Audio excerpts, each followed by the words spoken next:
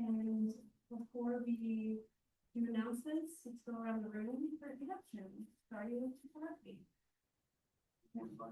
John.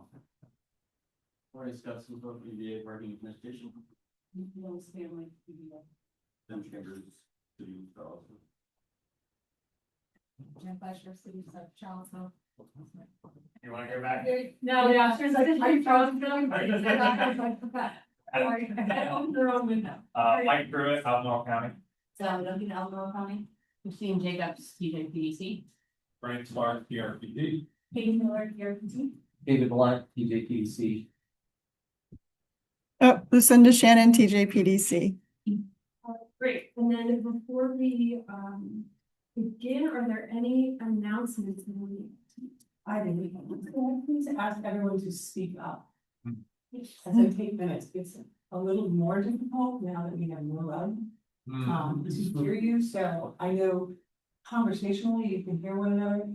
I'm in the corner, it's a little harder if you're facing away from me, so I appreciate that. Thank you. Do you want to sit closer? No. Right.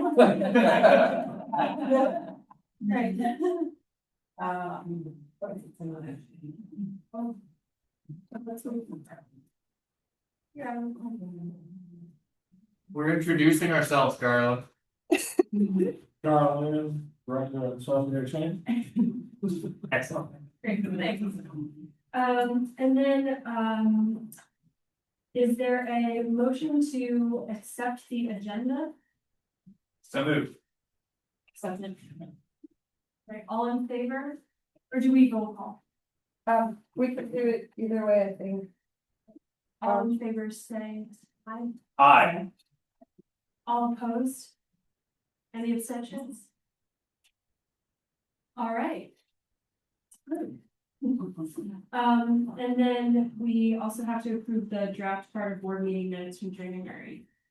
Any adjustments or notes that anyone wants to make about that? All right, I will entertain a motion. So. Second. All in favor? Any opposed? Any abstentions? All right. And now it's on to matters from the public. Is there anyone here who would like to speak? 3-minute maximum. If anybody from the public who's online would like to speak, please raise your hand using the raise hand feature at the bottom of your screen. Anybody in the room? Public comment period? Okay. All right, great.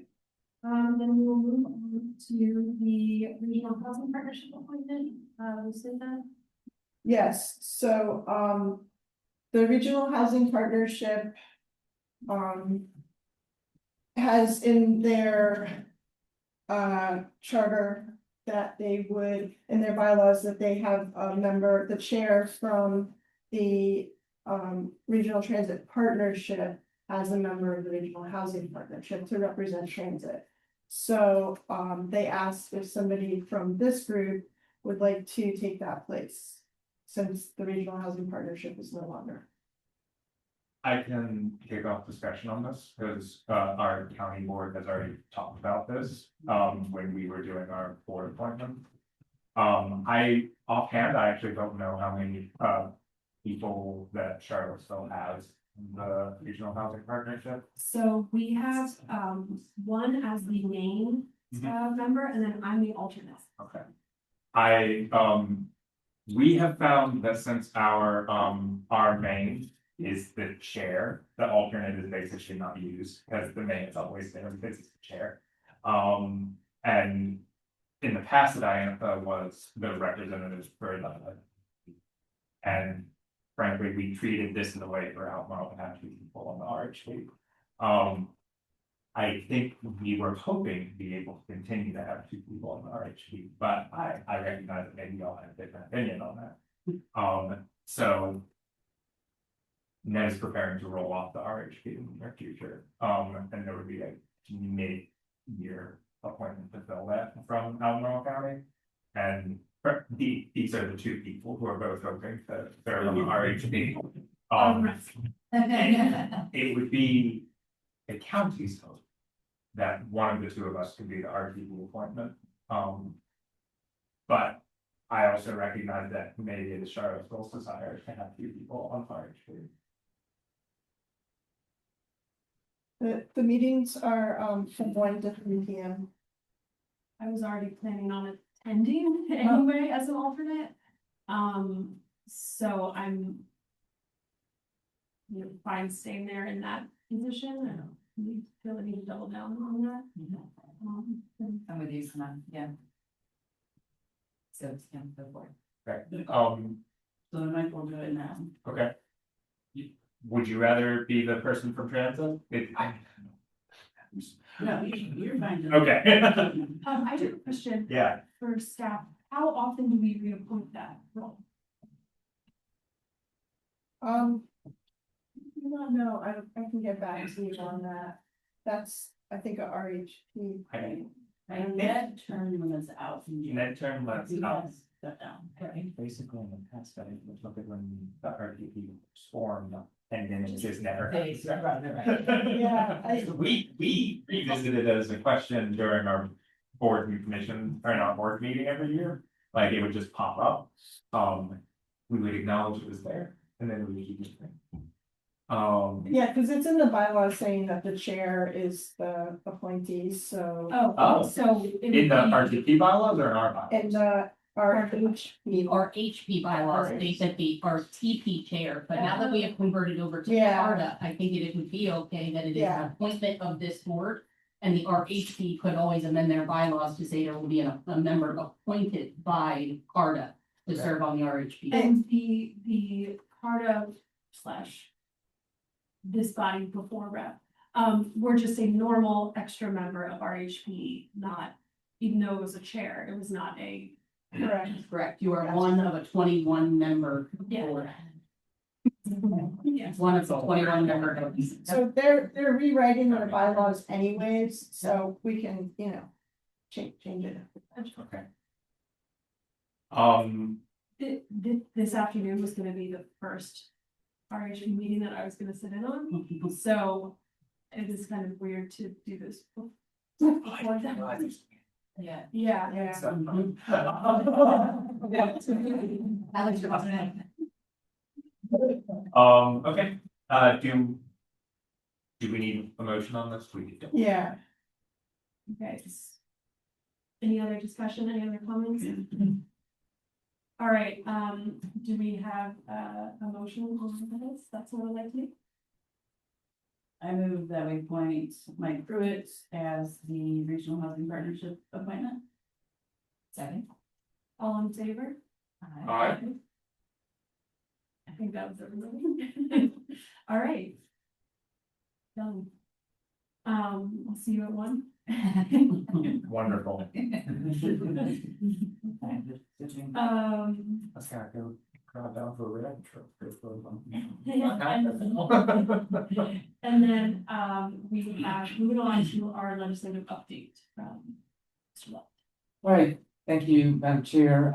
Just wanted to talk a little bit this morning about some of the transit-related budget items that were considered during the General Assembly session, as well as a couple of pieces of legislation that may be of interest.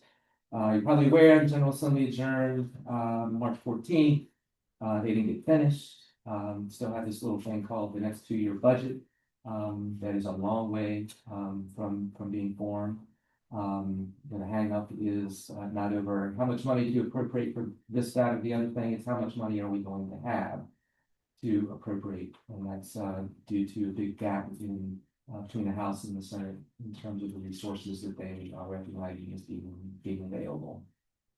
Primarily due to Senate proposing to eliminate the sales tax, use tax for data center equipment. But anyway, the General Assembly is budget conferees. We continue to try to work toward a compromise. As of right now, the General Assembly is going to be coming back to Richmond on April 23rd for a special session on the budget. Which would be April 22nd is the day that they get back together anyway to consider actions proposed by the governor special session would begin the following day. Couple of things, budget wise, and I'll just kind of review what was in the House and the Senate, amendments, that were proposed, back the latter part of February, related to transit. The House had recommended, and a lot of this is going to be focused on Northern Virginia and, WMATA, Washington Metropolitan Area Transit Authority. Yeah. Thank you. House proposed a little over $150 million across the 2 years for WMATA operating to support WMATA. That's going to be matched by a like amount in Northern Virginia from the North Virginia Transportation Commission. That was the main thing that the House proposed. The Senate, again, relying on that elimination of the sales and use tax for data centers, along with an increase in the transient occupancy tax in Northern Virginia, was able to generate about $290 million that would be pushed toward transit. A big chunk of that also was for WMATA, because there was also some additional money that in general funds for transit capital, as well as some formula updates for statewide transit. Again, that's where each side stands with regard to transit funding in general. That will be part of the conversation, once the budget conferees get to deciding how much money they have to appropriate. My guess is that we'll see funding for WMATA in some shape or form. I don't think that we will see a lot beyond that. Others may have different, different thoughts on that. But that's really kind of the bare minimum I see that they, would need to do. And I may try to tackle some of that other stuff. Really hard to tell at this point. A couple of other things that were included, a language amendment in the House. DRPT folks could speak to this better than I probably, but the language would be to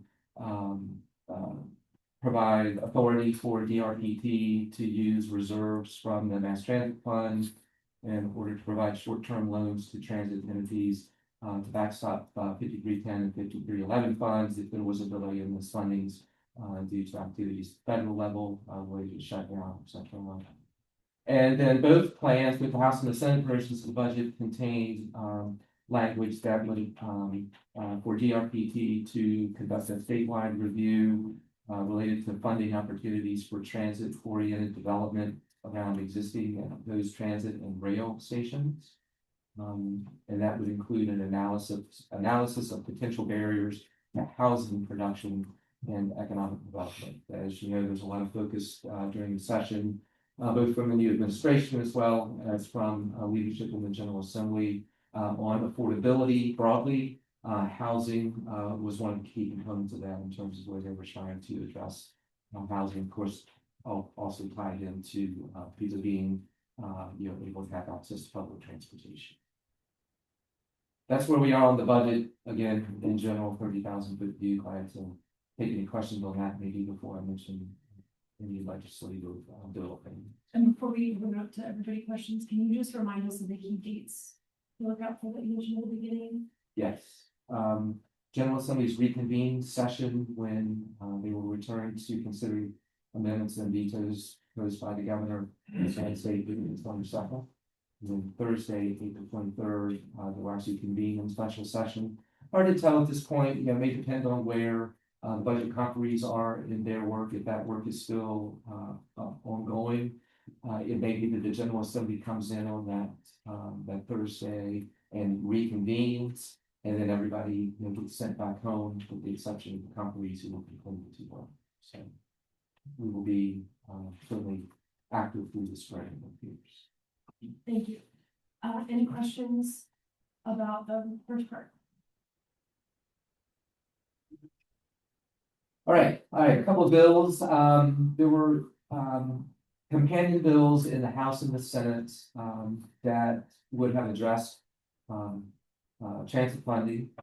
House Bill 900 and Senate Bill 730 were bills that were going to also revise the tax structure that we have in Virginia, doing some reductions, proposing some reductions to the sales and use tax, broadening its application to include digital services, digital property, beginning in January. That was how they would be proposing to generate, excuse me, funding for transportation and transit, primarily in Northern Virginia again, but then also for other regions throughout the state. There was also a proposal for those other regions to have a regional highway user fee, which I believe is what we have now for E. Is that correct? Or is that a different name? I believe so, yeah. Two other bills would have also, again, focused on funding for Northern Virginia, but also through a highway user fee generating funding for other regions of the state, but did not change anything with regard to the tax structure. They would have just kind of generated funds by moving some things around. That was House Bill 1179, Senate Bill 638. First half of the session, those did not go anywhere, as we say, so they died prior to the midpoint of the session. There was a broad coalition of transit entities, Northern Virginia, other parts of the state. I was able to kind of latch on and listen in onto some of those meetings that were advocating for those bills. When they went down, then the attention really shifted to trying to focus on the budget and trying to get that money included in the budget. That coalition had largely coalesced around about a $200 million ask in the budget, which would have been, again, that 150 and change for WMATA, and then just under $50 million for transit needs in other parts of the state. So again, that is kind of still out there, what they would probably be pushing for with the conferees. But again, it's all within the realm of this budget conference committee that's trying to figure out the budget for the next 2 years. House Bill 200 was passed unanimously. It has to do with DRPT's Transit Ridership Incentive Program, the TRIP program, to make that statewide as opposed to being an urban-only program.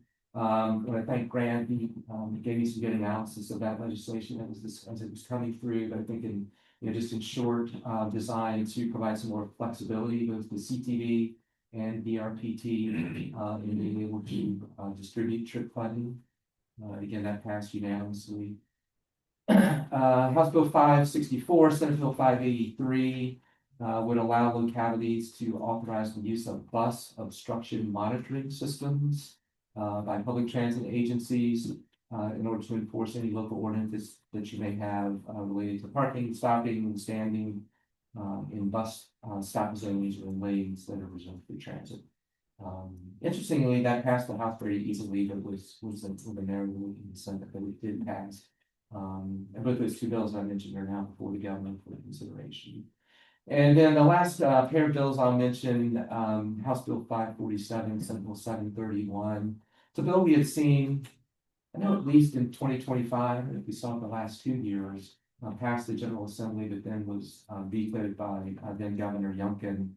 And it would stipulate that a governing body or a transportation district commission that contracts with a private company to provide transportation services has to require that contracted company to provide its employees with compensation or benefits that would be equivalent to what they would be providing if they were employed by the entity.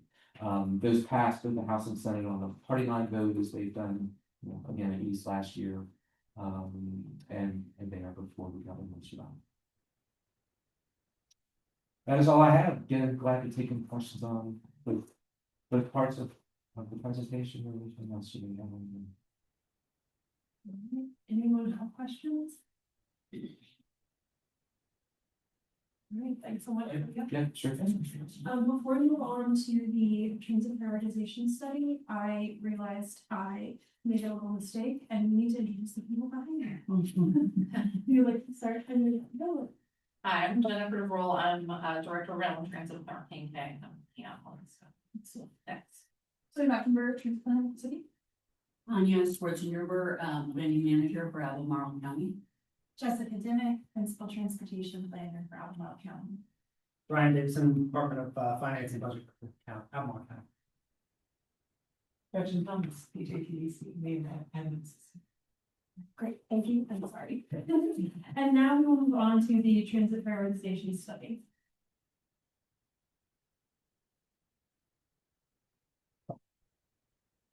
I'm not great with this. I Want me think to I do it? have to, yeah, because I have to Okay. share the screen first, or no, I have to okay. put it up first and then share the screen, I think.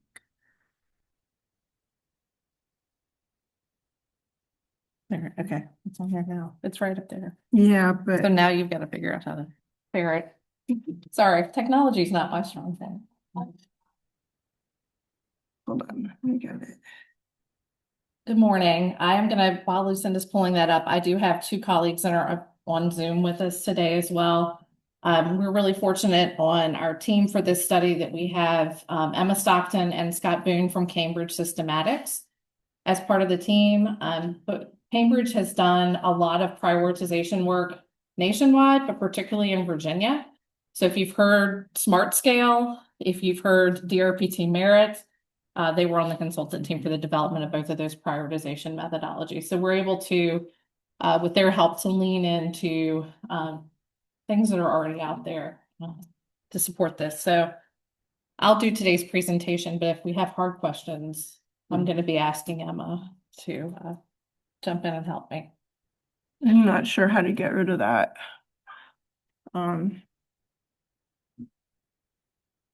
Does Christine?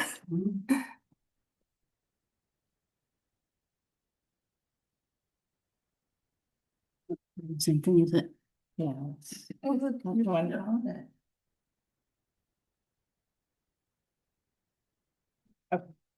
Sure. All right. I can get this back up. Thank you. Sorry. I'm not a big fan of podiums anyway, so I can make There it you work. go. All right. Thank you. Well, good morning. It's a pleasure to be here today and give you an update on where we are with the Regional Transit Service Prioritization and Implementation Feasibility Study. Very long title. So I'm going to start by giving you a quick overview. At your last meeting, we gave you a very rushed overview of the study at the end of the meeting, but just wanted to touch on a couple of things. Just a reminder, you have a regional transit vision plan that was developed back in 2022. That had a constrained list of services that based on the funding that you had available, but also had a vision plan element, an unconstrained network of services. Your localities, your transit agencies, other neighboring regional transit services all have studies that have been done as well. So this study is pulling all of that information together, putting it into a common context. So we're kind of making all of those services kind of the same. So same kind of assumptions around benefits, same assumptions around costs. So getting to a common baseline. We're not talking about providers. Everything is very provider agnostic, but trying to get to a common baseline so we can then prioritize them based on a technical prioritization process and develop an implementation strategy for you that looks at funding that you currently have available, what kind of things can be done in the short term, and then looks at some different timeframes or strategies for mid and long-term investments, really feeding into what David just briefed you about with the legislative process. WMATA's going to get funding out of this session, but WMATA had a big study that had been done about regional needs and funding gaps. And so this kind of analysis, whether it's WMATA or in previous years, it's been the Central Virginia Transportation Authority, really does serve as a backbone for making a case for additional funding investment and being able to articulate what that additional investment could get for the region. So that's where we will end up in about 6 months. So we're really building off of the regional transit vision, not only for the list of services, but also reflecting back on the guiding principles of that study and the goals that were articulated in that study so that we're capturing those elements in the prioritization methodology as well. Additionally, we've looked at, I think it's 21 or 22 plans across the region and cataloged all of the transit service improvements that are proposed in those studies. I think the Excel table, when I have a planner on my team. When he got done, it was about 40 pages long. Zoe's nodding because everybody was like, that's a lot. When you pull all of that information together in one place. The good news is a lot of those things overlap. The bad news is they overlap, but they're not exactly the same. So we're starting out, we're pulling all this information together, then we're going to optimize it before we prioritize it. So we're making some refinements on those strategies. When we look at the type of improvements that are outlined in those studies, they really fall into 3 different types of improvement.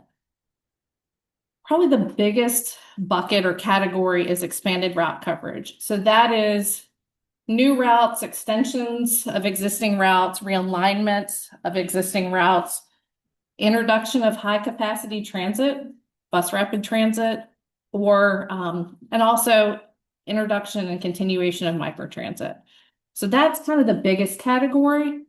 But there are also 2 other categories that become very important. That's improving frequencies at different times of day. So that's changing the characteristics of service that then changes things like ridership and access, and also looking at extended hours of service and providing service at times of day that you don't currently have service.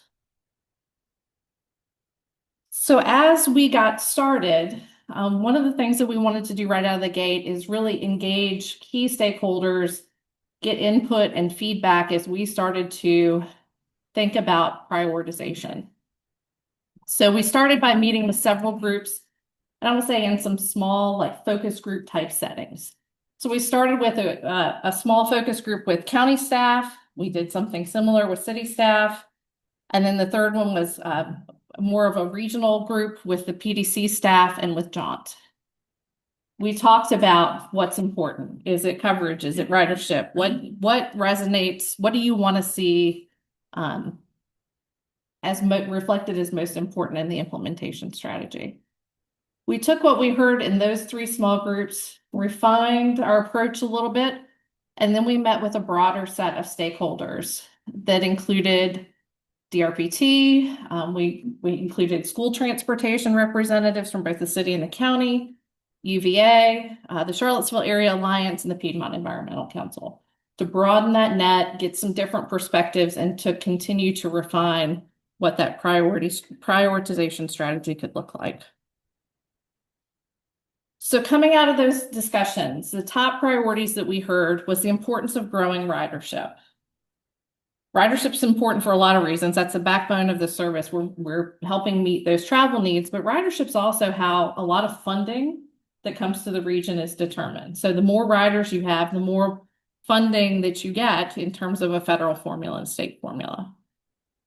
We also heard about the importance of providing transit access to more people and to essential destinations. We heard a lot of that from the school systems about the need to move people between schools and job locations and activity centers. We also heard a lot about increased frequency. So we took that information and we worked to turn priorities into prioritization criteria. So taking those concepts, how do we then measure impact of individual transit services or changes, measure those benefits to be able to prioritize them? And we really got to 2 key criteria. We're either increasing the intensity of service or we're increasing the footprint of service. So first, with increasing the intensity of service, we achieve this primarily by increasing frequency, by introducing more high capacity transit options, introducing technologies that allow our systems to move more efficiently on our highway network, things like transit signal priority.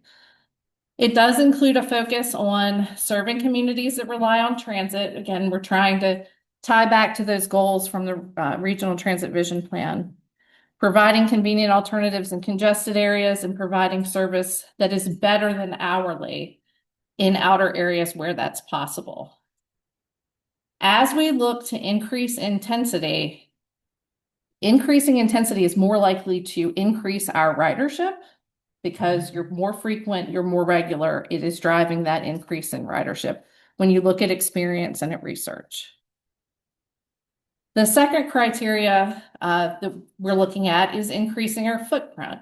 And so we do this primarily by extending or modifying our route structure, adding new routes, really kind of stretching our systems out in terms of service area, but also in hours of operation, and introducing or expanding microtransit services where you cast a broader net, where maybe you have less density of population. So these types of measures we're focusing on making sure everybody has some type of access. So really looking at coverage, again, providing convenient alternatives in congested areas, and also making those connections to activity centers, jobs, education, and healthcare. So when we talk about increasing footprint, when we increase footprint, it's more likely to increase access, but not necessarily ridership. So how do we measure those? So those are concepts, but how do we turn them into numbers? Because we need to be able to quantify what each of these services does in order to prioritize them. So when we talk about increasing intensity, so increasing frequency and that kind of saturation of service, we're able to measure that by measuring or counting the number of people with access to increased frequency of service based on that specific service improvement that we're looking at. In doing that, we would look at providing a bonus for being able to serve a larger proportion of low-income households, providing high-frequency service to people that don't already have it. So if you're in an area that has maybe 60-minute service, but we're able to get you to 30-minute service, that would be a bonus in terms of scoring or prioritizing. And then again, that goal of moving from 60-minute service. For increasing footprint, again, we're going to measure based on people, but we'd be looking at how many more people have access to transit service across the week based on those individual service improvements that we're looking at. We would provide a bonus or extra credit where we're able to provide service to a larger number of low-income households again. And this is where we would tie in those activity centers. There'd be a bonus where we're able to connect schools, healthcare, recreation, those big activity centers. If a particular route or service improvement we're looking at improves that service, there would be a bonus or something to account for that as well. The goal in looking at measures is, we could make this very complicated and come up with something that's really technical, but we want to come up with some measures that the data is readily available. It's something that's easy to baseline. We don't deal with, big issues of data quality. These are things we can analyze pretty regularly and easily with GIS tools. And then that's something that CARTA can then replicate in the future to look at how do you prioritize down the line, whether it's for funding or for other purposes. So kind of twofold, we're trying to come up with a plan for you, but we're also want to leave you with a solid methodology to grow from. So if you have two criteria or two sets of measures that you're looking at, how do you weight them for prioritization? You could make them have the same value and make them 50-50, like points would be awarded the same for intensity and footprint.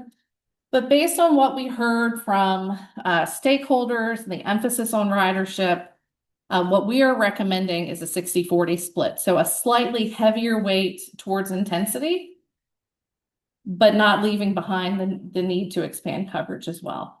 I will say you look at any kind of system optimization effort, any regional transit planning effort, you always come down to a coverage versus frequency conversation. So this is a very common point in transit planning. There are different ways to split it, but this is fairly common, and it is reflective of what we heard from the stakeholders. So with that, I've rattled through a lot of stuff. So I want to pause and see, kind of take a temperature for the group, because we're taking this strategy or this methodology and are ready to start applying it to services so that we can come back to you at your next meeting and start showing you what a lineup looks like. So with that, are there questions, thoughts? Actually, two questions. First, does anybody know if the vision plan had a proposed split between frequency and coverage? Did not. Did not, okay. And has anybody looked at the current routes and service and what that split would be? No, I don't think I have. Honestly, does your system optimization plan do some of that? So we looked, the short-term system optimization plan was designed around, taking the existing footprint and maximizing RASH. So that was the primary focus there. That was because we were, one, trying to get out of that spiral, we were losing ridership, 1,000 riders per year. So that was just to put a floor in this, foundational component. But the growth component is where transit, CAT specifically sees the growth method, right? So it's, we gotta get out towards 29, we gotta get up that corridor, Harmony, that area. Potentially not necessarily go to the airport, but all that corridor is where a lot of the activity centers are that people want to go to. We know there's a lot of activity coming down that corridor going to the university. We don't want to ignore that, but we also understand that there is a need because depending on what group you ask, they want more ridership, high frequency ridership on some of our most popular routes, 5 or 7 trolley. And then there are others that we can't ignore because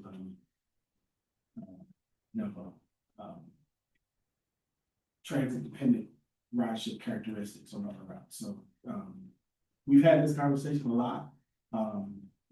My heart of heart says 50-50 split, but I understand the rationale for kind of 60-40.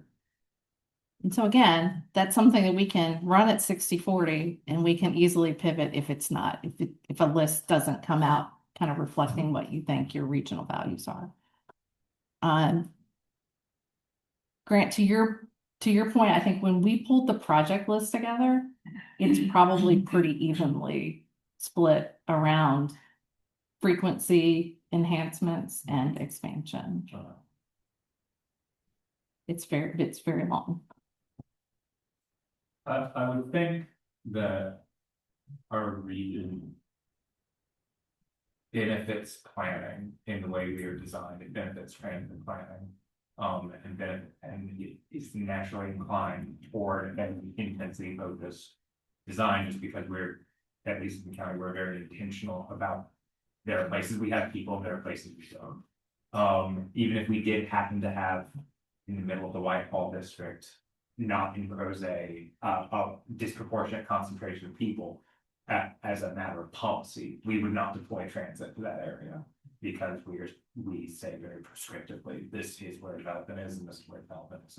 And we are very, I would say also conscious about, and outside of our development areas, we do not deploy this service, even if they do happen to have a higher percentage of people. There are not circumstances where that's true, but even if there were like weird concentration of people outside the development area, I think as a matter of policy, the county would be opposed to like significant extensions of services. Can I ask a clarifying question on that? So you said a matter of policy, is it the policy that in the past, because you haven't generated a certain level of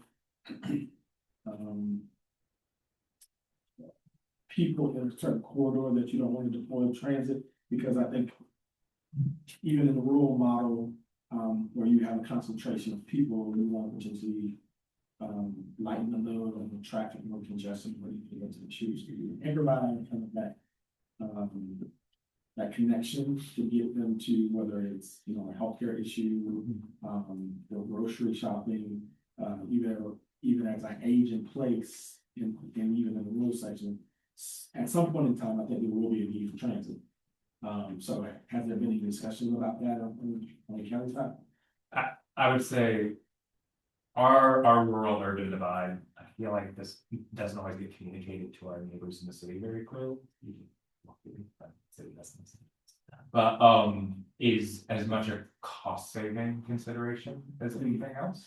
Right? We are quite explicit and consistent in saying that the urban areas receive a different level of service the core then, of course, being water and sewage.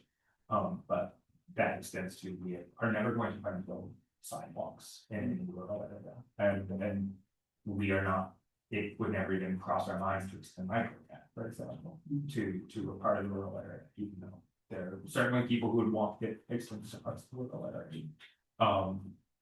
But I hear your point. At some point, there are concerns there. It's the catch-22 of you are not trying to encourage that level of sprawl. It might happen anyway, but if it does, I think if I'm understanding what you're saying, those folks have to understand that they're not going to get the same services as the other. And your mission is to try and keep people as close to the urban ring as possible to preserve the rural aspect of the rest of the county. Also, I should just add, I'm currently trying to speak descriptively, not normatively, from my own position. Something I've been kind of, I think, squeaky wheel about is that I don't think, especially the more working class rural South Side, that is how everyone thinks. I certainly get a lot of my residents from Scottsville's rural ring, kind of its sphere of influence rather than the city's sphere of influence. Who do expect a higher level of service and want a higher level of service than they currently receive. I'm sorry. Yes, I don't know who to be. I'll just say, when we say there is not transit, you're equating transit with fixed route service or cap. There is transit in all of the county, and it's there 7 days a week for ADA and 5 days a week for the entirety of the county. And so John is providing a level of service to every square mile of the county. And there are limitations to when you can get that in certain parts of the county, like the part that you represent. That's a good point. I was originally framing this again in response. I think that's the point of it is not this, it is a level of service, it's not the same level of service. It is absolutely a valuable service, it, provides that extension, but it is not the same level as being able to hop on a fixed route bus. Okay, to me, if I may, my comment, which is this kind of weight feels like a thing that you do for a short term stopgap sort of thing, like you were talking about. We need to do what we can to increase our ridership as quickly as possible. If that is intensity and frequency, not only is that a benefit to the ridership that we have, but ideally it will increase ridership, then we get money and we can do bigger things that are more expensive. Because I think what this graph doesn't show, and it's not trying to, is the investment needed to do both of those things is also different. So Extremely. yes, so I think that plays into it as well. And it's hard to say, yeah, thumbs up, thumbs down without kind of knowing more about that. But if we're just kind of knowing what we know, that feels like a good plan at the moment. That's what makes a study like this challenging, because you are resource constrained and you are doing things to optimize what you have now. And the answer very well may be different. If there's more money that flows through DRPT, if there's some kind of regional based funding source, like that whole discussion starts to sound very different. But what we're trying to get you to is, here's some things that you can do in the short term that are quick wins to show CARTA and the region is working to really boost transit in the region. And here's what we could do if we had more, and what that looks like out into the future. So it's probably something, I think you're spot on, that you would want to adjust as you start to move towards something that's more where you have a steady, dedicated funding source to be able to do that. Ben looks like you. We spend a lot of time talking on Teams, and so I always get this look from Ben, and so I saw the look. With your qualifier of the short term, I think one thing we got to be cautious of is what is that term? How long are we going to be looking for that win? And what does that win look like? How much ridership is enough for us to say, okay, we've satisfied that side of the equation, now we can start looking at the other side. I think that's part of what we need to strategize when we're looking at implementation is how do we, sort of batch those towards the beginning of our implementation, but where is the break point where we sort of start looking at the other things? What's our goal, what's our metric? Right, and I don't know if that's setting a specific metric or goal for ridership specifically in the region, but we do have to sort of think about when do we have enough investment in that ridership where we can start making changes. So short term is kind of hard for us to say what the definition of that is. Especially when you're talking about government and things take a while. Carol, do you have something Ms. Willis asked me to add? Girl, it's fine. I don't disagree with anything, it just said. But I also want to remind everybody that, from a fixed route transit component, we really haven't done the full investment on frequency for all of our routes yet to really get a fair assessment on whether the ridership is there. What I mean by that is some of our routes are still 60 minutes. You can't build a ridership with a 60-minute route. And that's impossible to do. A 30-minute baseline is where you start. 15-minute is great, is really good, robust service. 10 is even better, 5 minutes will never get there, but that's kind of the gold standard. Where the big transit agencies. But 30 minutes is where I think you will start to have a real discussion, especially at this level, about whether we made significant investments and whether we are seeing the fruits of those investments in the routes. Because where we have, you'll see in my presentation, where we have the highest frequencies, we have the highest ridership, right? That's the correlation. But we haven't done that on any of the other routes to really assess where they would have higher ridership and we have better frequency. So that's the piece that we are trying to get to. But we can't ignore this 60-40 split because there's areas we haven't even touched. Sort of like when we put microtransit in place, we knew there was pent-up demand. We know there's pent-up demand for services up on 29. We know that. People have asked us for it. We get emails all the time about can we get service up on 29. High frequency because John does have service in touch, but they want more all day, 30-minute service.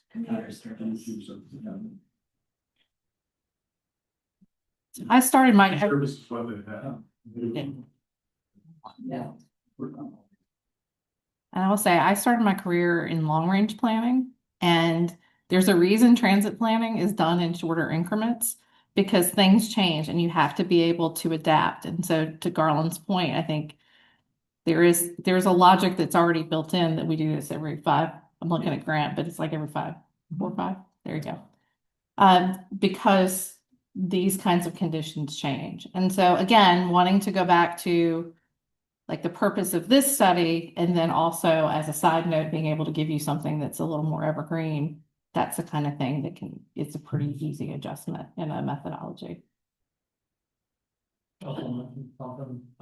Just as the board considers this balance between prioritizing intensity improvements or footprint improvements, I do think that it's important to acknowledge that there is a financial incentive at the federal level to increase ridership.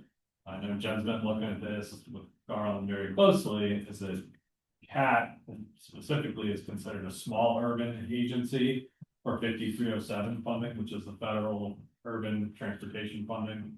And there's this like set aside for small transit intensive cities, STIC funding. And if you meet these performance objectives, you get financial bonuses every year. And so that just makes the case for maybe considering more intensity improvements potentially because there's a financial incentive.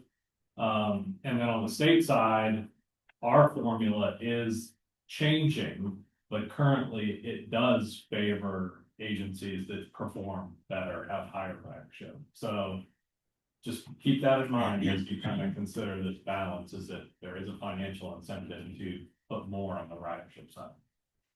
Which, Yes. if I may, for VA representatives, is a huge benefit of unified transit systems like we see in Blacksburg, because it massively inflates our ridership methods, which in turn translates into more federal dollars, and it sounds like more state dollars, that's neat. Yeah. But that makes sense that they would be similar metrics. I would say, I think there's a potential to, leave the independence of the organizations, but, create a method for us to share, ridership information, voluntarily, and I think it will leave everybody their autonomy. And help us region by things.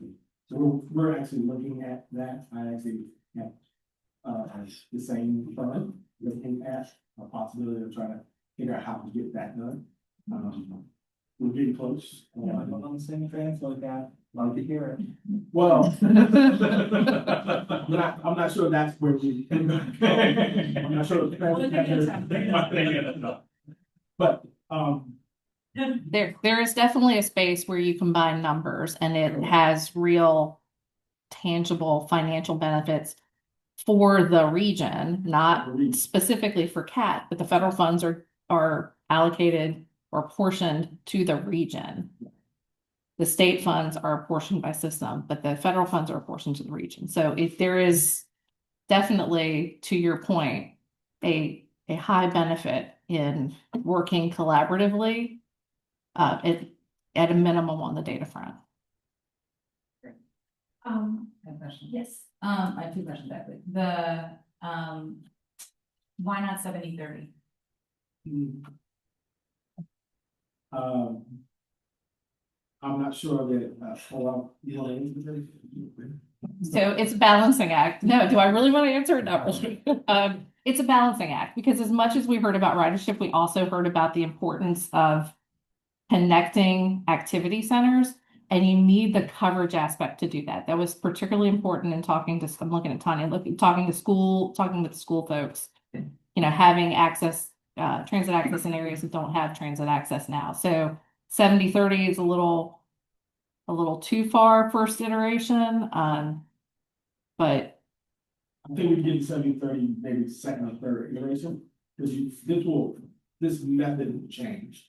But it will never stay 60-40. Because as we build out the model, we will have increased the intensity and frequency on routes, and now we will pivot to expanding our footprint. Can I ask a quick follow-up Yeah. to your follow-up, which is this 60-40 split, how does it apply in real world terms? what strategies are prioritized? It's going to be more frequent service. It's going to be maybe smaller extensions of existing routes. It's going to be less reach further out. But again, 60-40, you're close enough that you're going to still get a pretty good mix in your I guess prioritized list. when you're like looking at, does it affect your daily workflow, or you're just kind of like, okay, we've done this for a while, now let's switch to this? Is there like, okay, when we get this funding, 60% goes here, 40% goes there? Is there like a rule that's being applied by this decision? No, not at all. So this is just how you prioritize projects to kind of put together an implementation strategy. I'll give you a real world example, and Garland can correct me because I think he was probably part of this. So when the Pulse opened in Richmond in 2018, at the same time, GRTC redid all of their route structure, and they had this conversation around frequency versus coverage. They had a very coverage heavy system. They went to a very frequency heavy system and kind of contracted around the Pulse as a spine. I'm pretty sure it was pretty close to that. They did 70. They might have, yeah. So we were charged to sue 70-30. Council got cold feet and backed off, which means we had to add more routes back to areas we pulled service from. So it became 60-40. So It's hard to get that Yes. frequent and yeah. So to your point though, that was what launched with the Pulse, and they're constantly adjusting their service profile, and they've kind of leaned back into a little more coverage and restored service in some of the areas and I mean they pulled back service in some areas. which is a little different than the conversation we're having. But to your point, it's not forever. This is a study. It informs kind of a prioritization, but in the day-to-day operations, they're always, as they're setting budgets and, you know, doing service planning, always looking at kind of this balance across the systems. If I could, just to the previous two counselors' points, I just want to make sure we're clarifying this. This gives the impression that this is a quantitative and concrete distinction, but I'm hearing it is a way that we are describing a qualitative lens that is being used, and I want to see if that is correct. I think that's what. For prioritization, it will be quantified in terms of looking at the number, basically the number of people that have increased frequency on that, you know, very much simplified. We'll just go to number of people with increased frequency on the blue side, number of people with increased access on the red side to get kind of impact, but then we'll weight those two measures to get to a final kind of prioritization score, and we'll weight the intensity side more than we'll weight the coverage. So every service improvement is going to have numbers in both categories, and then it's, do you average them or do you make this side a little heavier than that side? And is the unit of measurement area, dollars, or people? People. There's people for both, either people now served, otherwise not served, or people served by greater. Correct. But it's really saying, how long do you use this before you recalibrate?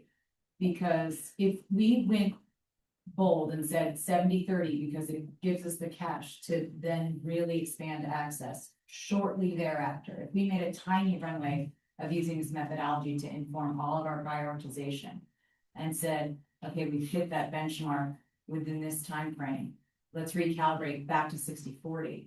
And then we'll use this methodology to prioritize a little more access, and then you recalibrate.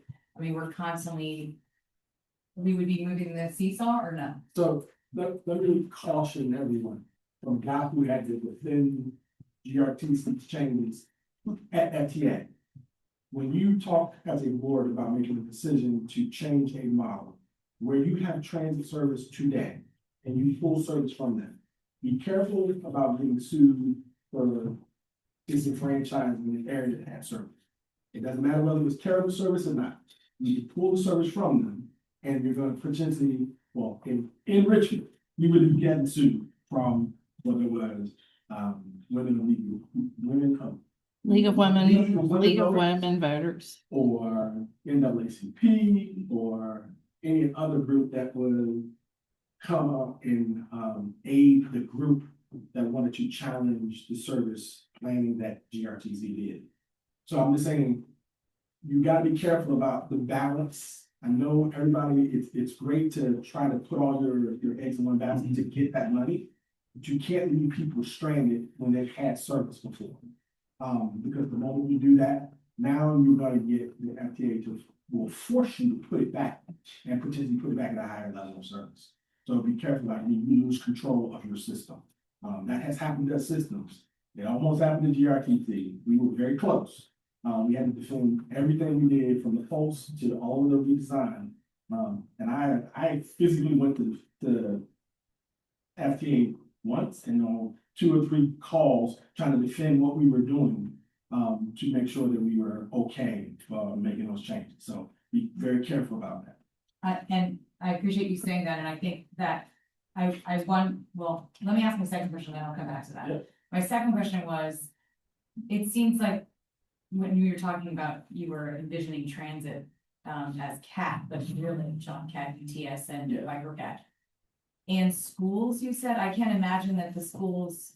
No, No. it doesn't, it's school transportation, no, but I think I might have had a moment in one of those meetings going, are you talking about school buses? It's more of providing additional access, that there are a lot of people, Tanya and Zoe can please jump in and correct me, but it was, not everybody is going to school and leaving school on the same schedule. So school transportation meets a certain need, but there are a lot of kids that have an early dismissal and have jobs or stay late and do other things. And it was more about another tool in the toolbox for school transportation than replacing school transportation. Okay, it wasn't about school bus service. No, not about school bus service. And I guess my question back to that is. Can you not go bold and still provide a not CAT but public transit service at a crappy 60-minute service to not get sued to fill that gap? To that one more time. So if we said, we're going 70-30 because we want a quick hit before we recalibrate to 60-40. Okay. For our methodology, and you're like, "No," but that means to make 70-30, it actually gotta stop the 60 to 75-minute service I've got in this one neighborhood. Yeah. Okay, and you're worried that stopping is gonna be a red flag for the lawsuit, basically. Could we not say, but instead we're gonna add 60-minute, micro pad over there or volunteer driver program or something? So as long as when you say remove service, removing the fixed routes, you can do that as long as you supplement it with something else. Okay, so. That is definitely, So- but it's probably gonna be more costly than you think to do what you're asking. I didn't doubt it, I just thought if the service there is 75 minutes right now, and that's what you're worried about, it has to match that. Cause you said it doesn't matter how bad the service is, it's just that it's available. I was just curious if some sort of low place. Because everyone, I mean, you'll see in we built a route sheet, right? We built a route, so every single route has a route sheet, right? We may not want it to be where you would like it to be, but there are people who are dependent on that service in that area. There are no more 7-minute routes, first of all, that's you've taken care of that. There's 60-minute routes in our system. But those we constantly get asked for improvements for those routes to make them to at least 30 minutes. And I will say Zoe, man, she walked around, she was like, you want to give me the example you gave me about some of the routes not connected because they're hourly routes? Yeah, so much of our system goes clockwise around downtown. If you're trying to get from the northeast side of town to the northwest side of town, it's a 2-seat ride to come in from the northeast side, transfer downtown and go up to the northwest side. And part of that can be improved with frequency. Part of it, I was saying, it just is other modes. It's walking and biking and it's car. We're circulating. Yeah. Work there, connection, some public transportation model that allows you to connect. Because we're a hub and spoke system. Right. So And getting before we those get too costs far down. down, I think slightly over time. Yes. Check and see if you have any slides left or. I have one slide left. I've got to wrap up for you on this. If you're good with like the measures, think about this as in being in a spreadsheet. We're going to take all these measures and then it's the equation you put at the bottom. So to go from 60-40 to 70-30 or to 50-50 is not like, it's not a heavy lift from a calculation standpoint. So at the risk of my friends online will let me know later if I promise that they'll do something that they weren't planning on. But like, I think we can look and see like, what does it do in the framework of what does the project list look like to go from 60-40 to 70-30? If that will give you some comfort, my sense is it's probably not going to change it a whole lot, but we can look at it. That's not a big ask. So next steps. Getting the sense today that we've got consensus on moving forward. We'll go back and work on that methodology, apply it to the list of service improvements. Along with that, we're developing consistent operating costs, but we're also developing capital costs. So that is assuming that where we're having new service, that we would make sure that we'd have things like bus shelters and appropriate facilities at a bus stop. So we're trying to capture all of those costs. In May, we'll come back with a draft prioritized list of service improvements and do another presentation for this board. Followed by, in the summer, we'll do a public survey to get input on that prioritized list of improvements, and we'll start working on the implementation plan. So that then gets to what can we do in the short term, and then what could we do with some other funding source or dedicated funding source over time. Is that public survey interviewing or online, or does it? It would be online, and so it would be kind of envisioned a couple of pop-ups, but maybe with some local events, and then we're able to do QR codes that can either go out in community newsletters, can go on Cat and John vehicles. so that somebody can scan and capture information. I think the only unfortunate part is in the summer, we lose a lot of the student population. So as a group, we've really kind of struggled a little bit with the timing on that. But that's the intent. Quick question about public engagement, backing up to, and this will be quick, I think, backing up to the stakeholder discussions. You mentioned there was obviously city, county, PPC, and John, but then the broader list of stakeholders. How was that broader list selected? So that was, we worked with Taylor and Lucinda, really pulled from the previous regional transit partnership folks that have have been part of the discussion before CARTA was stood up as its own organization. Sorry. Okay, thank you. If I may, can I do in between this presentation and moving on, can we do a quick check to make sure the folks online are still able to hear us clearly? That we're receiving a message that there was sound coming primarily from the front of the room and not from the speakers. Can you guys folks online, if you can unmute, let us know if you can hear us okay? Yeah, this is Emma.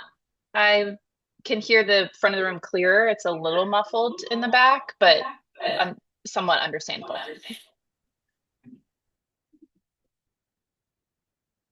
Thank you. We'll do a vocal warm up before we do the next one.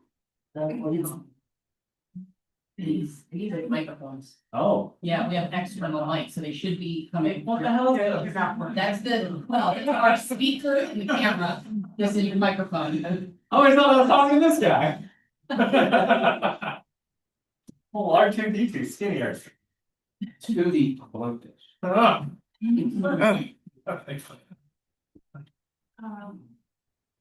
thank you for that presentation, and now we are going to move on to the transit agency governance and operations presentation from Mr. Williams. I'm having trouble again. I don't know I need to get back to share the screen, but I can't seem to get out of the full screen mode. Sorry. Yeah. What in the world?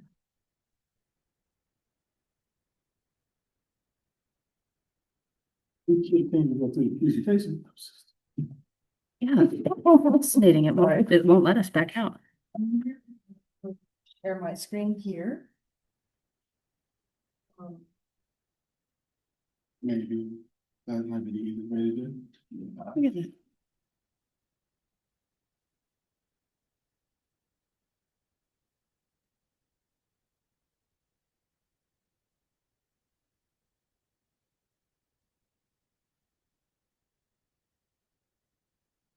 Oh, No signal. well, we've got some kinks to work out coming back in here, huh? Now it's not even going to second screen.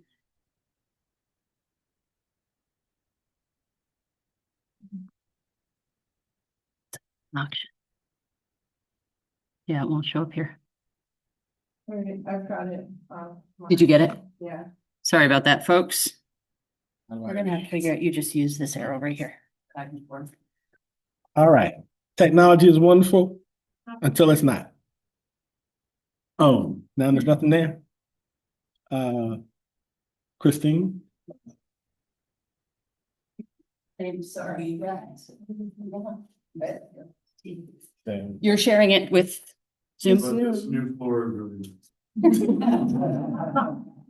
That is. I appreciate the humor. This is. Yeah, I can't see it on here though. You know what I mean? Like it's not duplicating the screen the way it's supposed to be.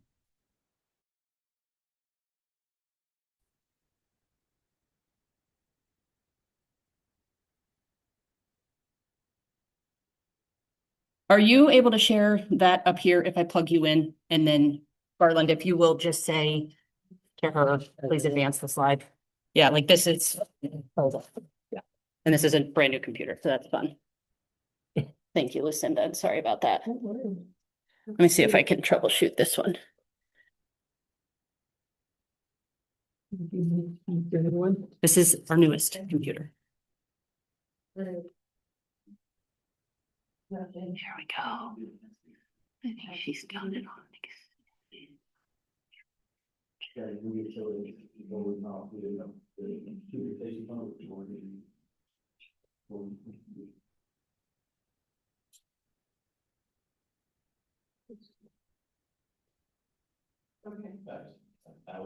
Okay. And then if you do more. Put that on mute.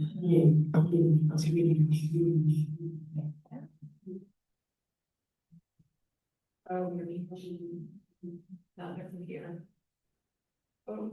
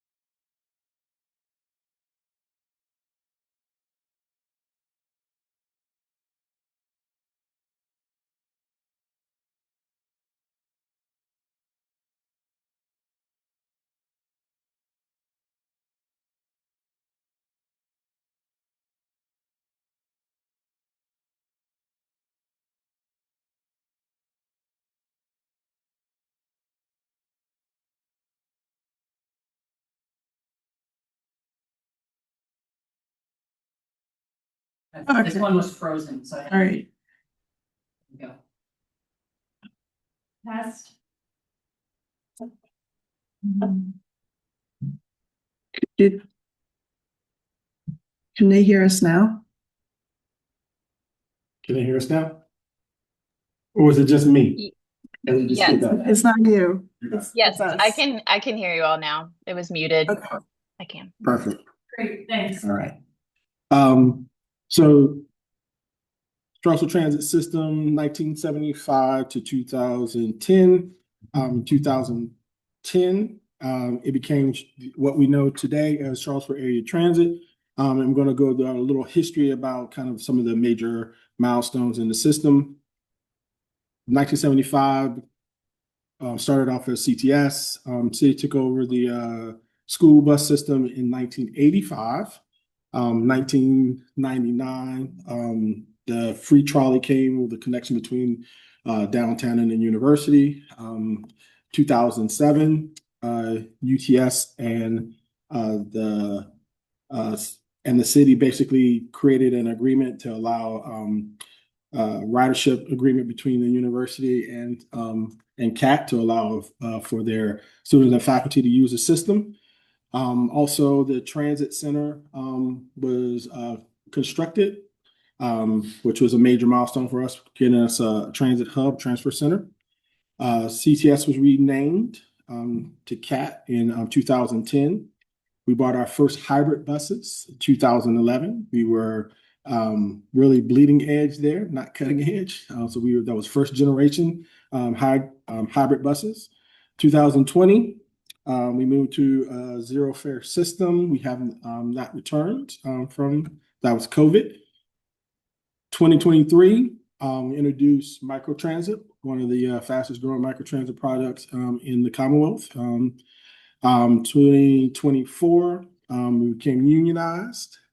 So we are feeling the effects of that. We have our first contract, which we're in the second year of that contract. We will start the third year this July. And then we will actually probably September, October, start negotiations for a new contract. And then 2026, this year, we'll have our first fully electric school buses and transit buses. Transit buses should be delivered early May, late May, early June. So I want to give you a breakdown on the transit systems, how many folks do we are employing. We have 109 transit staff and 39 on the pupil side of the house. You can see the breakdown, 66 full-time drivers on transit, 10 full-time drivers on the pupil side. And just a note, today we have, of those 66, 62, because we just had one retirement, are filled. We just sent offer letters to 3 2 days ago. And I'm assuming that they're probably going to accept. So we'll have 65. And then we have a wait list for 5 to 6 right now. So we should be able to fill the last position fairly soon. All right, our services, we do fixed route, and we also oversee the microtransit product, and we also oversee through a contract with schools for pupil transportation. Fixed route, we have 11 routes. Key components for us that we 11 routes in a free trolley system. We call it free, but everything is free now. This makes that major connection between us and the university. We have services in Charlottesville, in the urban parts of Albemarle County. All of our buses are ADA accessible, and we're classified as a small urban direct recipient, which means that we don't have to necessarily go through DRPT to apply for grant opportunities. We're allowed to do that on our own. Which means we also have to follow all the rules as a larger transit system, and when we're receiving that. And we also oversee subrecipients, and we have a grant opportunity between us and John at this point. 2 fingers.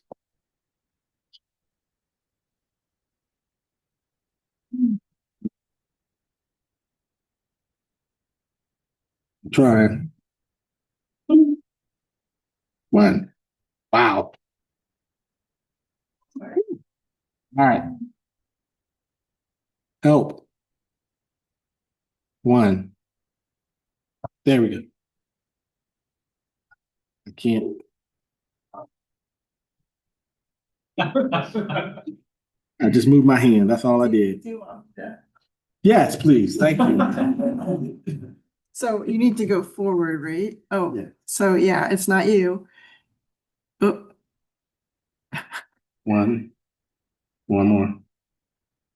Thank you. All right. So I'll give you the mapping on where we are today. What you see is the full system map on the left-hand side, and then the free trolley route on the left. On the right-hand side of the free trolley route, on the left-hand side is the full system map, and then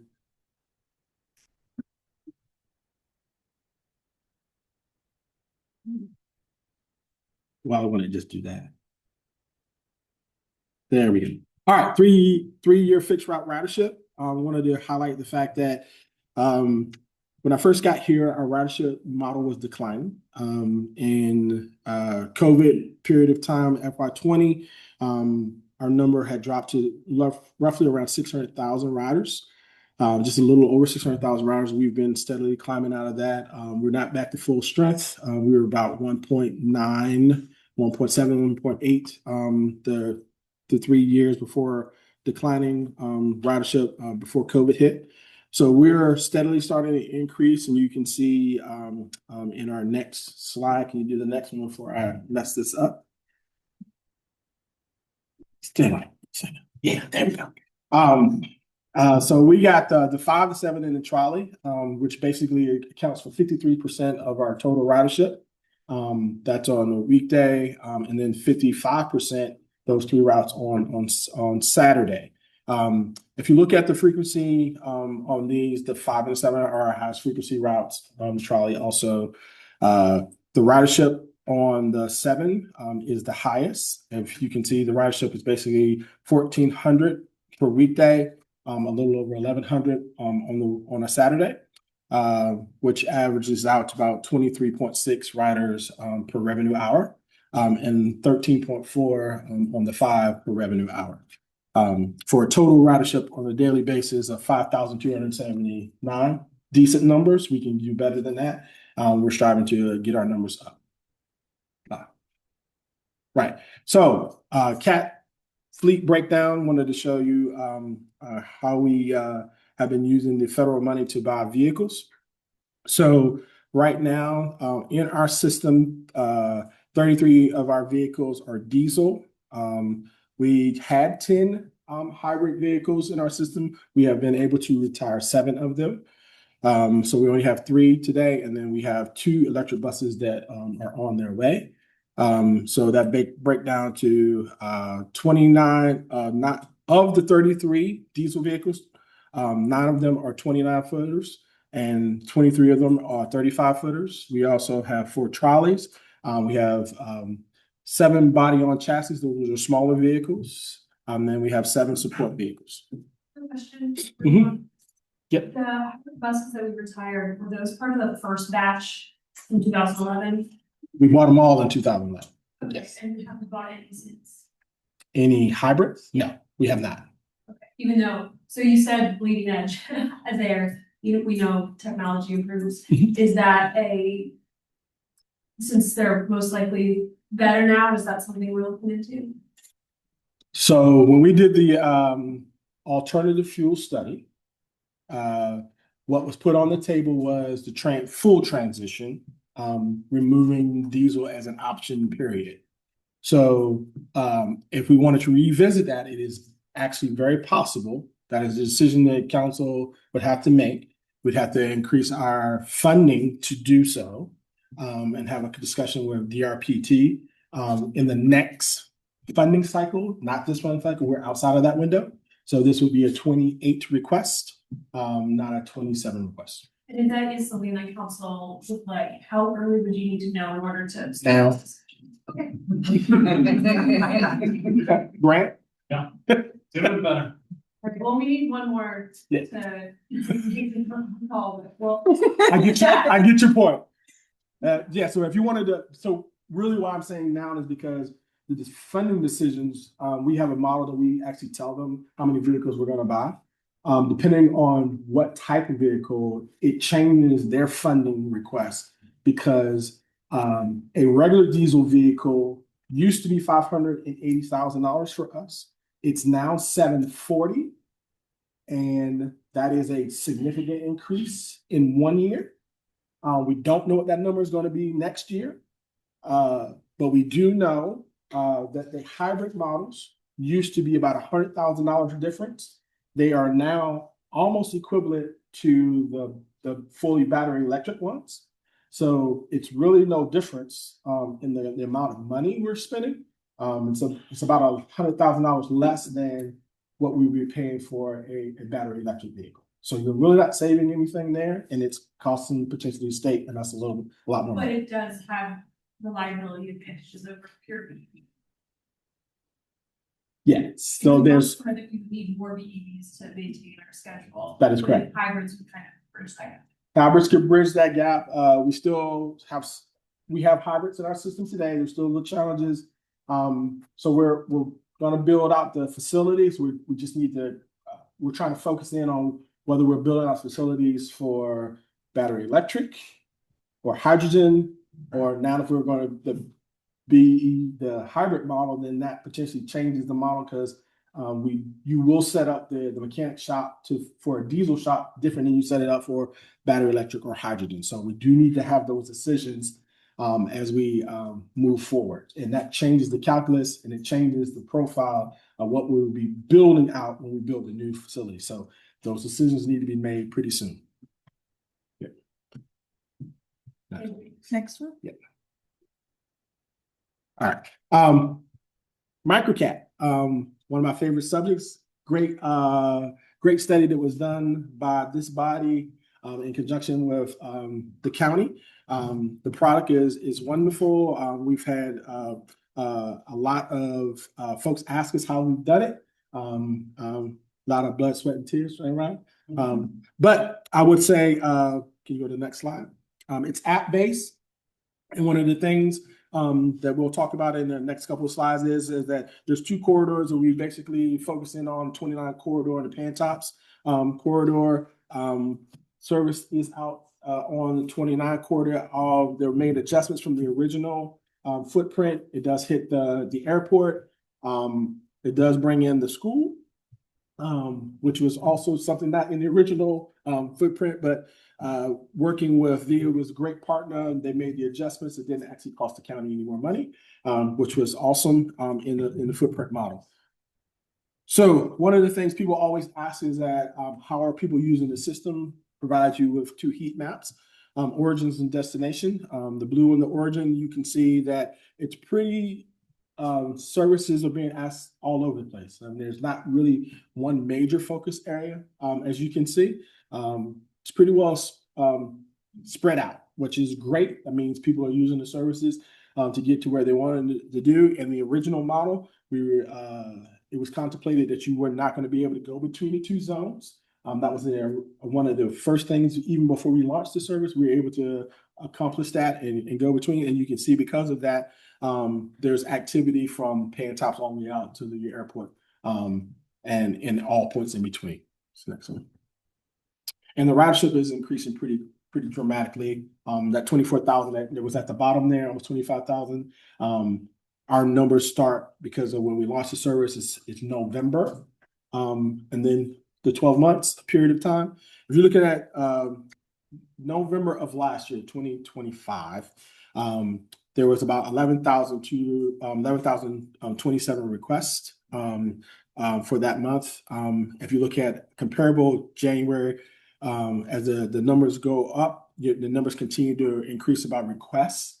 And if you look at percent of met demand, which is that bottom one, we've gone from November 25, 78%, 75, 64. And that's because more people are asking for the services and there's just not enough hours to provide everything they need to get done.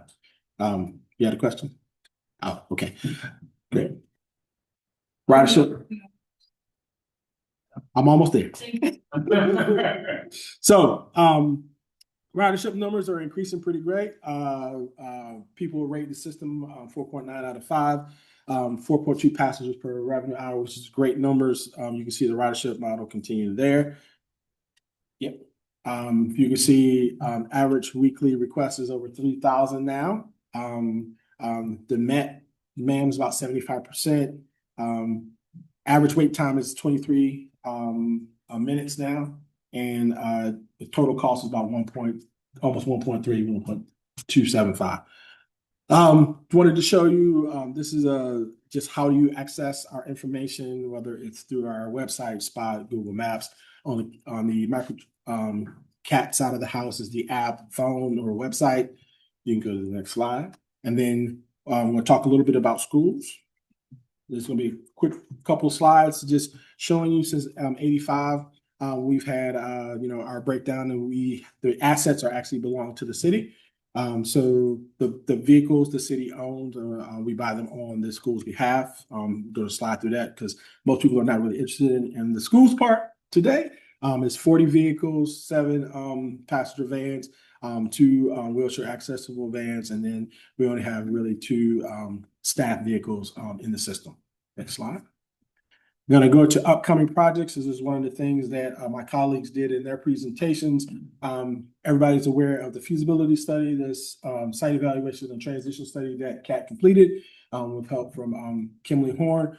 Major project we're working on now is trying to get our facilities to accommodate whatever alternative fuel vehicles that we're going to buy. So that's a discussion that we literally just had a couple seconds ago. The existing CAT footprint looks like this today. What it potentially could look like. This is our window architects did a possible rendering when we were applying for some grant funding opportunities, and then we needed to show what it potentially could look like. And then what you see here is an active project that we're working on today. And this is the charging stations for the infrastructure that we're getting in place, the 2 battery electric ones. So on our existing lot, we've identified 8 locations for the battery electric vehicles. That was a part of the study that said that our footprint was going to be no larger than 8 as a part of our model. So that project is active. Everything looks like it's going to culminate probably early May, first week of May. Getting everything installed, which is great because the vehicles will be here at the end of May, early June. We'll just go through this one. There's a lot of, yep, there we go. So one of the other things that I wanted to point there is that we're spending a lot of time, and I think Zoe's come right behind me on infrastructure.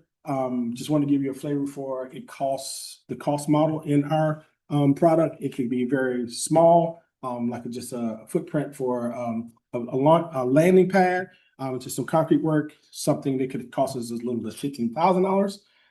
It could be larger projects, like we did for Midway Manor. We did actually a bump out in the road. That project actually cost us about $85,000. And then the next project we did was the granddaddy of them all, which is the Belmont Park. This is worst case scenario. We had to move some water pipe. So we had to cut the street, utility relocations. We had to build stairs. There was a grade issue, slope issues, and that cost us about $120,000 after we had already spent the $100,000 to get the site ready. Major projects. These are one of the ones. This picture I like a lot because Miss Carrie in the red there. She was a constant caller to the city manager's office and CAT for over almost a year and a half to get that bust out, and we were active. We were able to accomplish it, so we feel really great about that. And that's pretty much it. Any questions? A lot compressed in a short amount of time.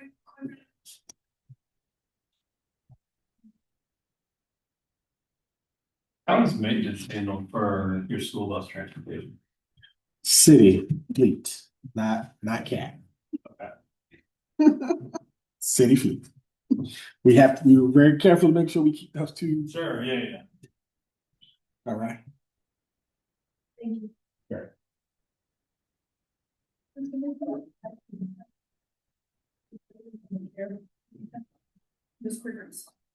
Yeah, I can. I don't have a mic or anything here though, so you still want it to be plugged in.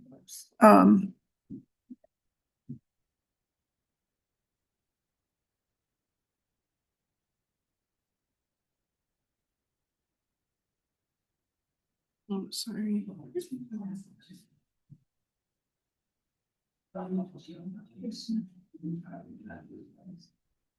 And Madam Chair, since we are a bit over time, how would you like me to handle? Do you want me to speak through and take questions at the end?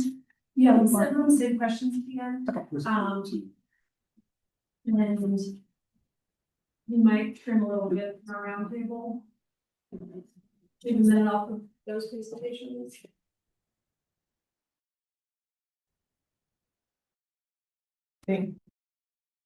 That to be the Okay, and then as a member, I can show up. Okay.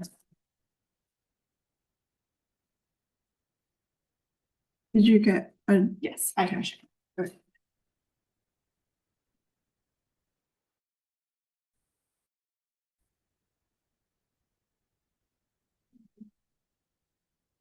Let me. Or if everyone can linger for a couple extra minutes, I'm also happy to do that.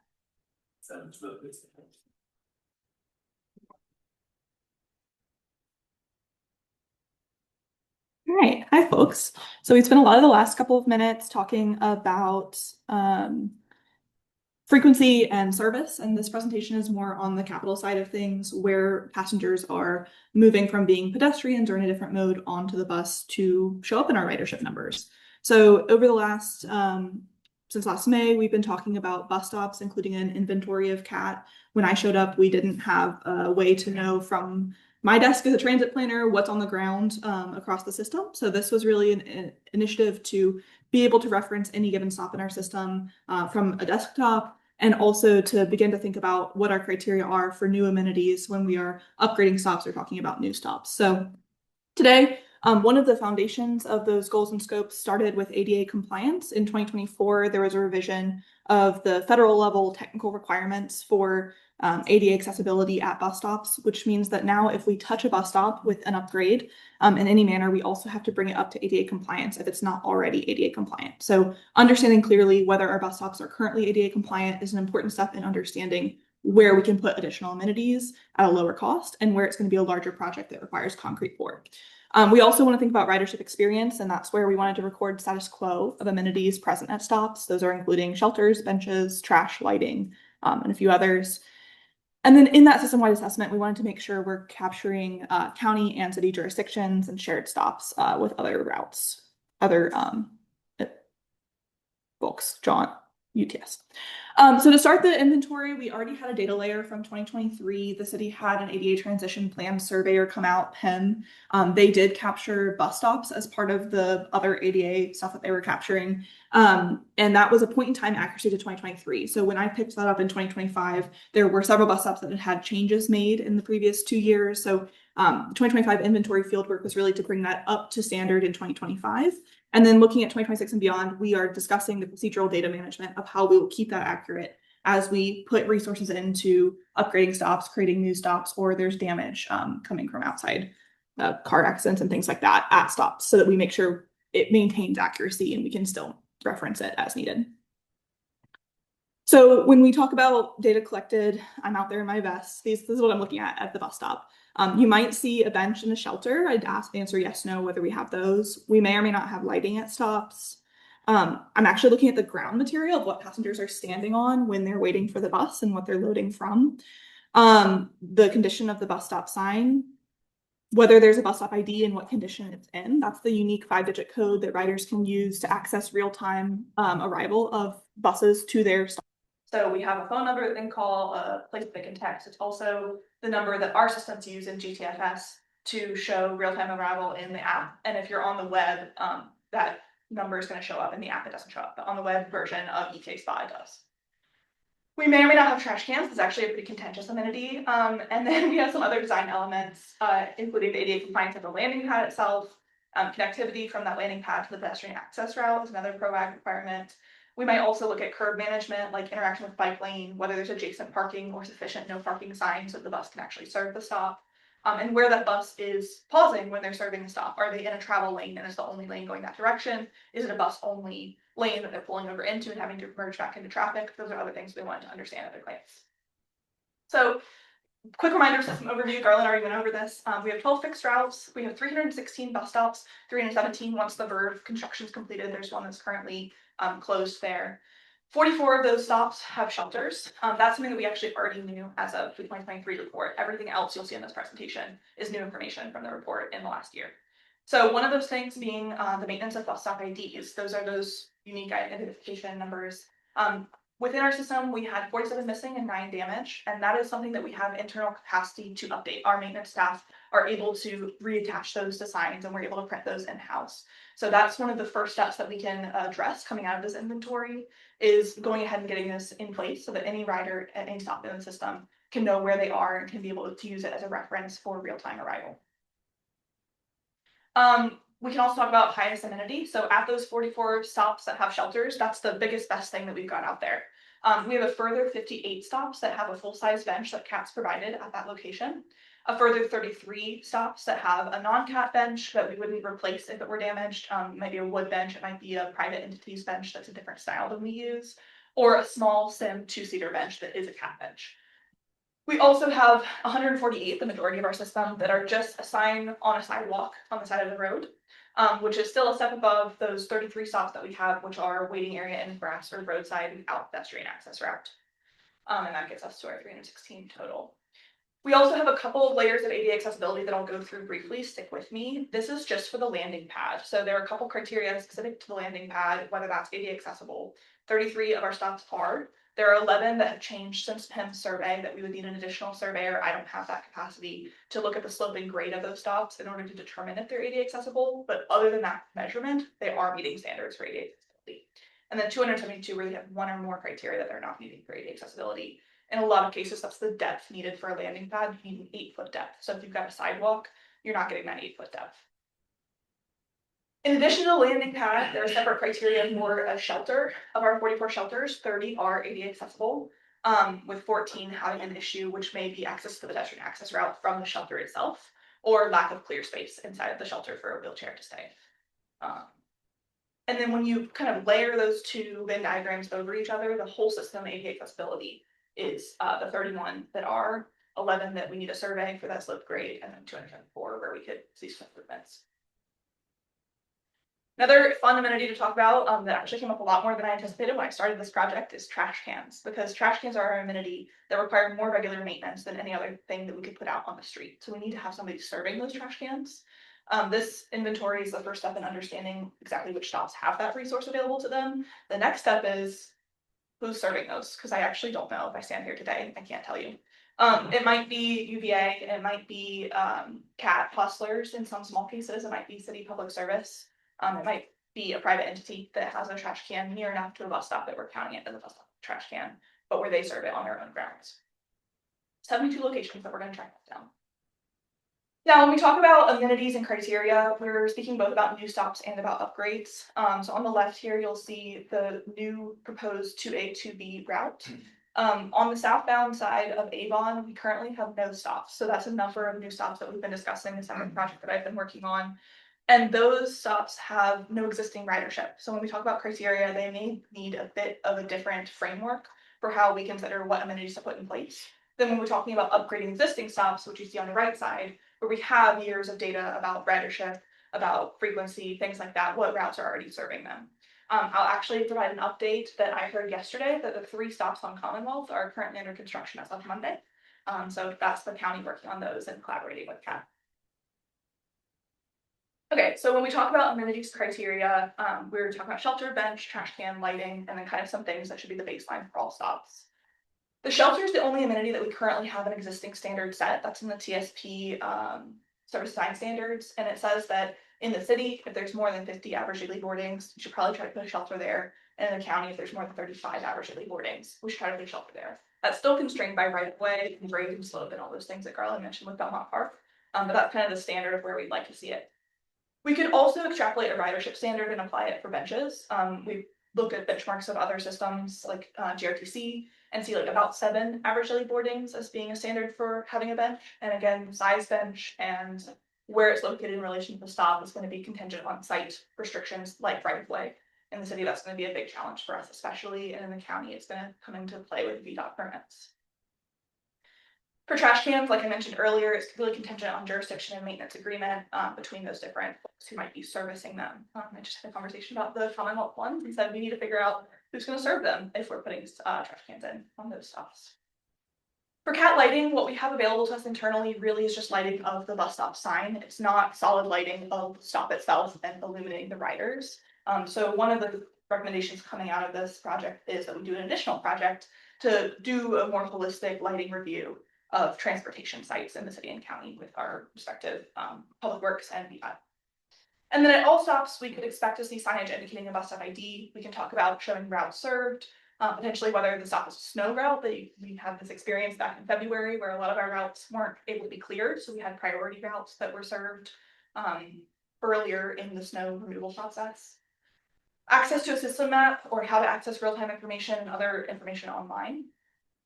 So moving forward from today, just to give you a sense of where we are in the scope of this project, we had a phase of inventory, which had data collection. We're now in the validation process. We're going through and making sure that everything is reflected in a GIS data layer that will be on our open public data dashboard for the city, the open data portal.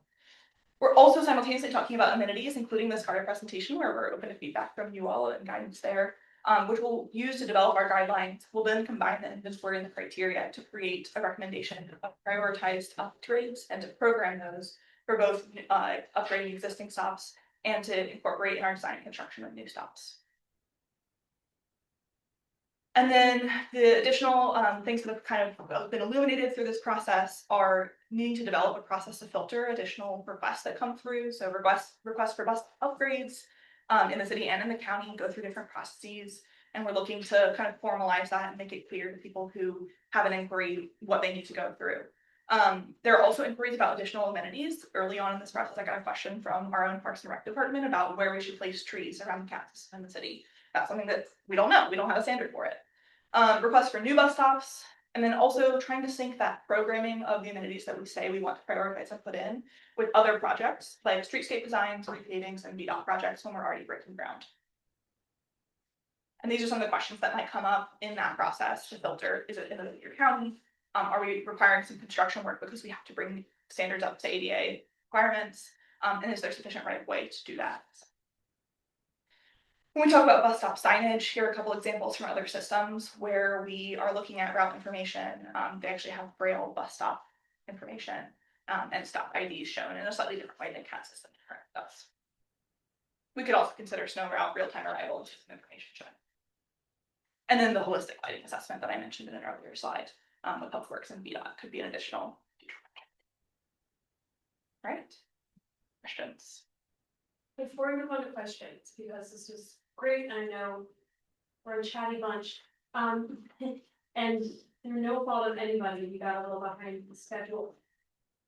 If we formally extend the meeting to 11:15, would people be okay with that?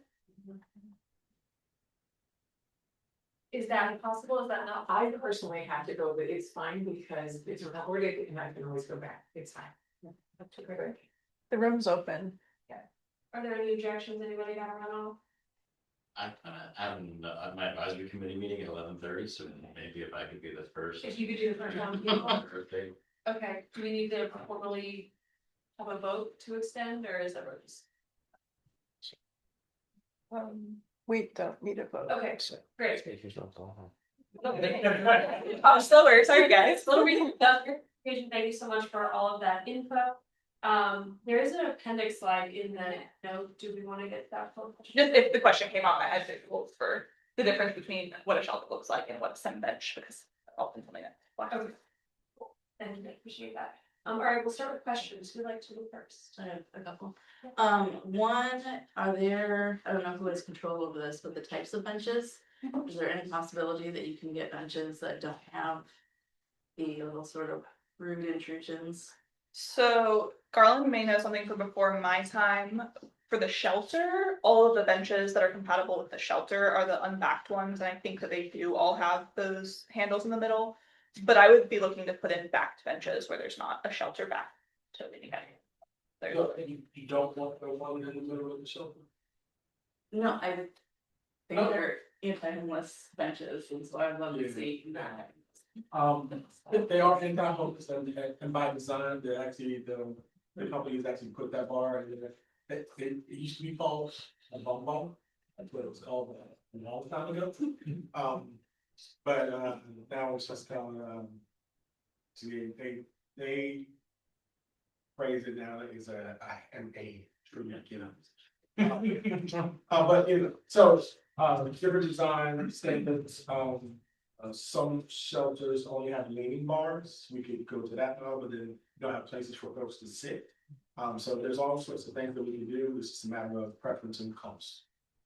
And then my other question is, do you have data on, I'm sure you probably do, On the bus stops and like which bus stops are more frequently used or how many people are using each bus stop? Yeah, so that's part of our APC data, which is on the rider dash or the open data dashboard, and I'm happy to send a link out through the TJPDC. We have that updated monthly with average weekly and average Saturday riding for all stops in the system. It's got boarding and lighting, and that's the ridership sample we're talking about using. So. Alright.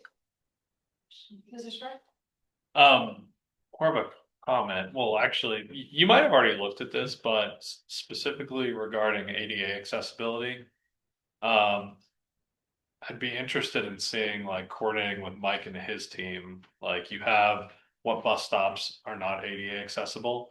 It'd be interesting to overlay the ADA paratransit origins and destinations and see if there are any hotspots of paratransit riders, and maybe they live somewhere they can't get to the bus stop or the bus stop's not ADA accessible, and they would take fixed route if it was, but they take ADA paratransit instead because it's not. That might be something we're looking at. Yeah, we do.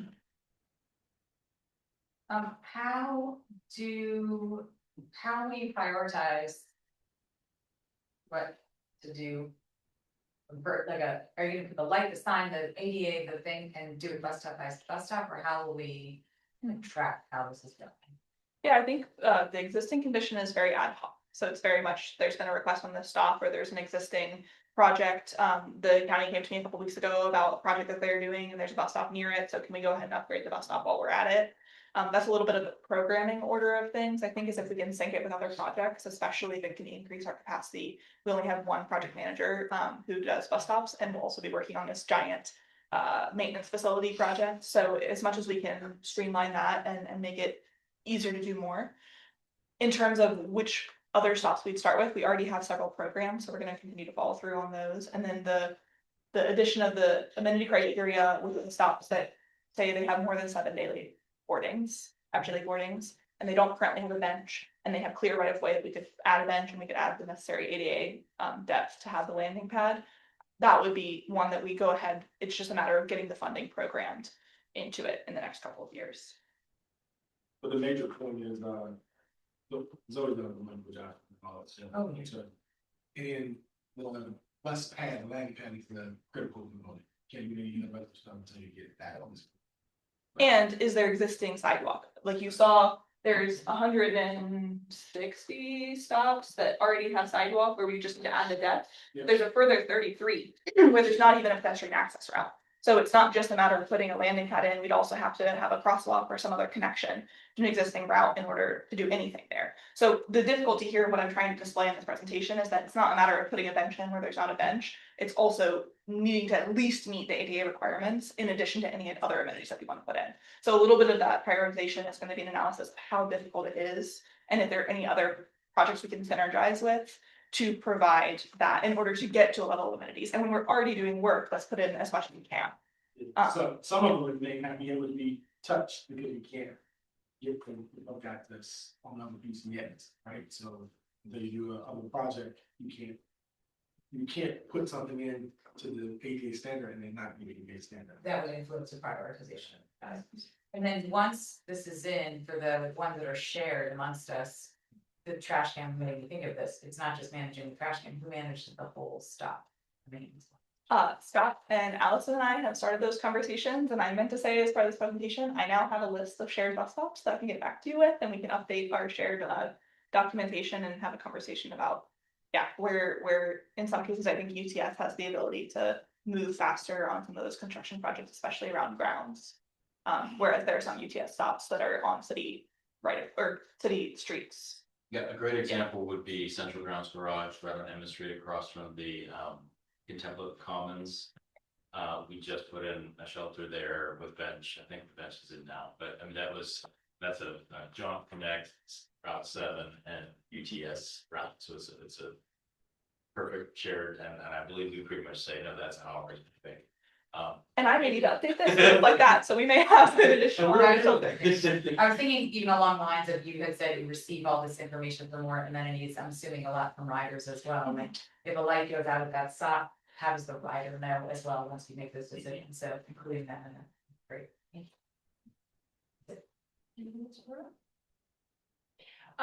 Question that I believe I've asked our staff, but it would be a good answer for everybody is, what is the, and we've heard, as soon as you touch something, ADA, everything big rules apply, you gotta do it all.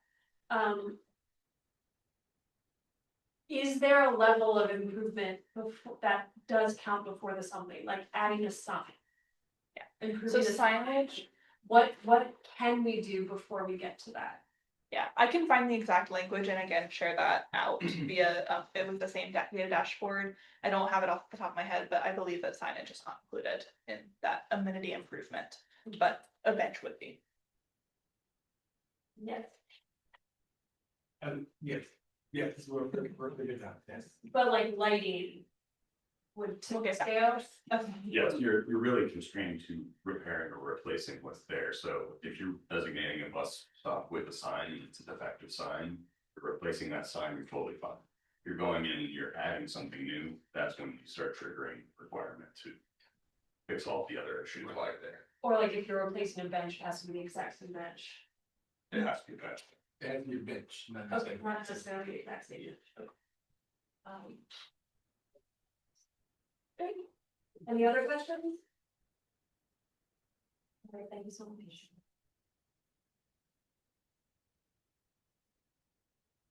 And now we've got time for a round table. Mr. Smith? So I don't have much to update. I mean, I already said the one thing I was gonna say, which is that one open at Central Grounds. The biggest update from university perspective, it's now we're in our third week of the purple line. If you remember from my presentation last month. So that consolidated 2 health system focused routes into one at Fontaine Research Park.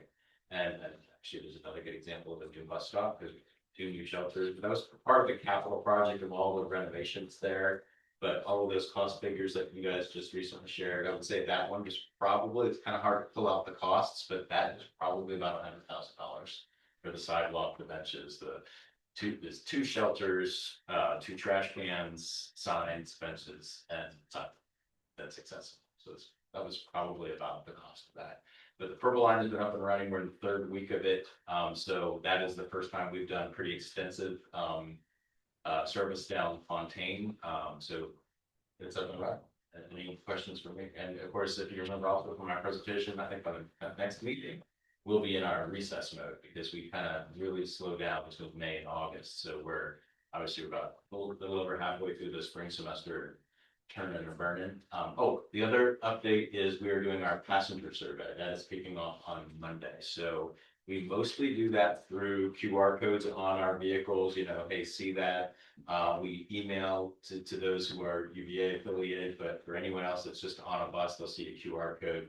That survey is going to run from the 30th until April the 19th. That's part of our annual process to just get a gauge on what do you want to see in terms of amenities, services, improvements, etc. I think that's it. Questions for me? Yeah, great. So a week ago was National Transit Employee Appreciation Day. But it's not too late if you see a bus driver or mechanic or something to shower them with appreciation as well. But just say that. A week from today will be the joint board meeting and shareholder meeting. Just remember structurally, the city and county are holders of shares at joint. One of the things that will be voted on is the approval of the excess capital strategy. Just a reminder, we try to be great stewards of the public dollar, and when there are dollars remaining, when we audit our fiscal year, we return them to the jurisdictions. And we will be asking the shareholders to endorse the return of $470,000 to Albemarle County and $225,000 to Charlottesville. Supervisor Pruitt and Duncan. Albemarle is the largest investor in jaunt. And as of today, you will have only 2 of your 4 board seats filled. I've talked to the clerk, you don't have applications. I would ask that you encourage your colleagues to maybe stimulate one of your constituents to think about public service. And if you have questions about what that service looks like as a jaunt board member, happy to go have coffee with any person you identify to, help them think about that service. We have about a month from today, new buses hitting the road, have some new branding elements. We're excited about that.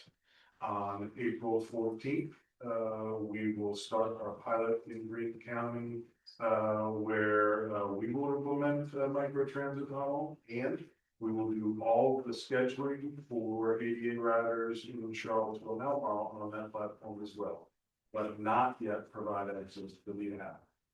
And so in Greene County, we'll be doing fully, microtransit system where you can book rides on the app in our zone. And in the city and county for ADA, we'll try to realize the benefits of optimized scheduling practices. And last thing, you'll be getting an invite to our end of 50-year celebration. It will be held on September 30th. Great, thank you so much. Anything else you like to add? Just, one other thing is that, we were fortunate enough to get under the wire here and make it, so we were able to order our next 2 battery electric vehicles. That PO went out, 2 weeks, about a week ago. So we're projecting the timeline, we're in excess of the deal right now, about this moving the construction date up. They may have 2 slots, they'll slot us in earlier. It's normally a 20 to 24 month wait. We may be able to get it in about 15 months. So that will be wonderful news. So we'll get the first 2 on site, and then 15 months later, get the second 2. Then with the discussion about do we continue to build out. That's more of a discussion at the council level. And then what is our continued rolling stock makeup look like for our request for $8 million for ERPP. That's it. Great. Does anyone have any questions about the updates? Just a general question for the board seats. Do you know if they are like general counties? Is it like a district thing or? At your discretion to appoint, 4 of the 14 seats on the regular jaunt board are designated for Albemarle counties for the board to appoint. And right now, you have Jacob Sumner, who's your CFO, in one of those seats. You have Christy Hagan, who's actually a jaunt rider on the 29 North commuter route, the Connect route. The other 2 seats have been vacant, one person moving out of the areas, 1 person rolling off the board. Okay. Great. Before we adjourn, since I know we're only just a couple minutes over, we caught up pretty well. Are there any questions from any of the previous presentations that we didn't get to that anyone would like to ask? Because we tried to catch up a little bit. Or comments. Yeah, we might not need it, but just in case, because we did get kind of look for some things. I did have a thought from our first presentation. Other than that, too. I will just voice for the group that for our consideration. We talked several times describing the needs assessment or the implementation study as if it were an agile process, right? We are going to reevaluate this, but it is currently a process that has a single deliverable and fixed time with, feedback. It did immediately strike me, we're doing business development inside the house here. We are pitching a future study. That raised a red flag for me as knowing this board has expressed some consternation about its beginning, right? The incredible abundance of funding, or not funding, sorry, planning that we have done on this problem to launch off a new plan.